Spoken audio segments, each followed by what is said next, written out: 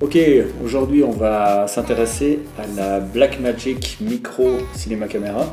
What we do here is go back. Alors, pour ceux qui n'en ont pas encore vu une, il s'agit d'une petite caméra professionnelle destinée à faire du cinéma. L'ennui avec cette machine, c'est qu'elle a besoin d'une interface de contrôle extérieur, qui n'est pas fournie bien sûr. Et on va utiliser ce port pour communiquer avec la caméra et lui donner des instructions du style changement des ISO, shutter angle, ou simplement déjà rien que de démarrer la prise de vue. On va pouvoir l'effectuer avec un bouton externe. Alors celui-ci est un petit peu différent des autres, c'est-à-dire que là, on va l'enclencher, il va tenir une position. Ce principe est obligatoire par rapport à la fonction d'enregistrement. C'est la différence avec ceci, qui consiste simplement à fermer le pont et le rouvrir immédiatement. Donc, par exemple, quand je voudrais changer mes ISO, je vais enclencher, ça va donner l'impulsion et va monter d'un cran dans les ISO. Alors, je vais vous montrer un peu le matériel. Alors là, j'ai mes boutons. Alors j'ai 3 fonctions que je veux contrôler de manière interrompue. Je les ai munis de capuchons qui vont avoir des couleurs différentes, ce qui permettra de repérer les fonctions beaucoup plus facilement. Un ampèremètre tout simple, tout bête, avec une pile de 1,5 volts. Cet appareil va m'aider à déterminer sur cette prise quels sont les pins qui raccordent avec quel câble à l'extrémité. Donc on voit qu'ils ont repéré par des petits numéros les fonctions que l'on peut piloter. Ce qui va nous intéresser, c'est le 1 qui est le ground, le numéro 3, 8, 12 et le numéro 13. Créant un pont entre le ground et n'importe lequel de ces 4 canaux analogiques, eh bien, on va déclencher la fonction. Je rappelle que le câble qui est ici est un simple câble VGA qui ne coûte rien et qui va parfaitement sur le connecteur d'extension de la Blackmagic. Bon, pour ceux qui n'ont rien compris, on va faire un petit dessin. Maintenant, on imagine que je ne raconte pas n'importe quoi. Je vais prendre le 1. Ground.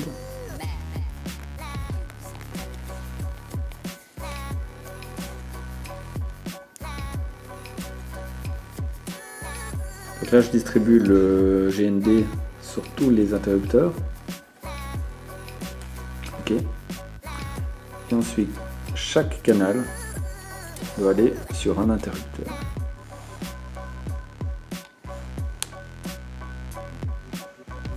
Alors, ce qui va se passer, c'est que je vais avoir au moins un des interrupteurs, celui-ci, un des canaux qui pourra s'interrompre de manière continue afin de provoquer, de maintenir l'enregistrement. Et les 3 autres vont être utilisés que de manière temporaire à chaque fois qu'on appuie dessus. Le pont se ferme entre ces 2 pattes ici. Pour me faciliter la suite de l'expérimentation, je me suis muni d'un cardboard.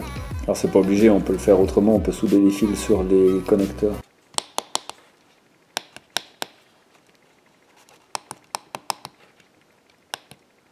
Il y a 2 des 4 pins de chacun des interrupteurs qui sont en dehors du circuit, ils sont sur la rayon centrale parce qu'ils ne nous intéressent pas.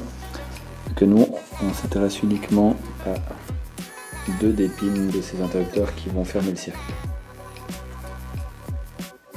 J'ai trouvé un boîtier qui fera plus l'affaire que ce que j'avais prévu.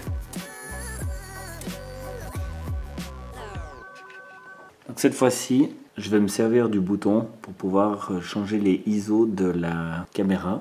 On a un câblage tout simple ici, GND et le canal analogique numéro 1. Donc en pesant simplement sur le bouton,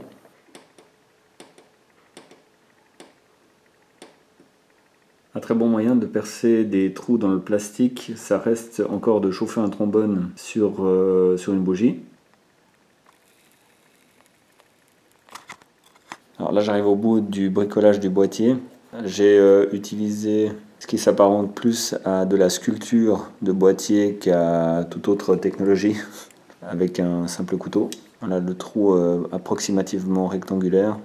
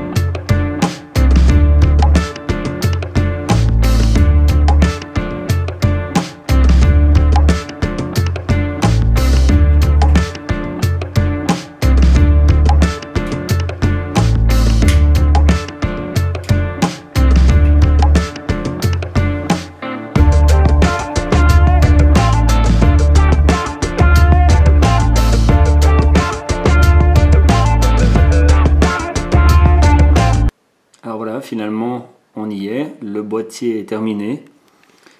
Vous pouvez le voir ici. Il est assemblé et fixé sur la caméra, sur le support qui maintient la caméra.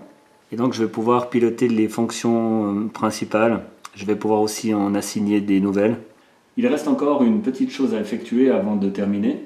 Il s'agit de se rendre dans le menu de la caméra et dans le sous-menu Remote afin d'assigner les différentes fonctions sur les différents canaux. Comme je le vois ici, si je veux contrôler l'iris, je vais lui assigner le canal 1 ou 2, etc. Donc là, je ne vais rien lui assigner pour l'instant. Et si je veux contrôler par exemple la balance des blancs, ici je vois que je l'ai assigné sur le canal numéro 4, simplement. Avec cette touche, je contrôle les ISO.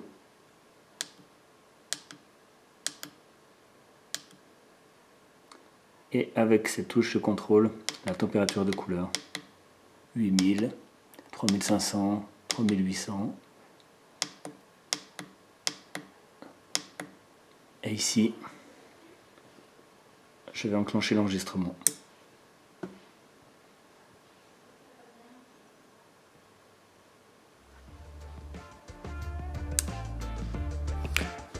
Voilà, nous arrivons à terme de ce projet, de ce petit boîtier de contrôle de la Blackmagic Micro Cinéma Caméra. J'espère que vous aurez pu le suivre sans trop de difficultés. Si vous avez des questions comme d'habitude, mettez-moi ces informations dans les commentaires et je tenterai d'y répondre le mieux que je pourrai le faire et le plus rapidement possible afin de vous permettre de terminer ce projet par vous-même.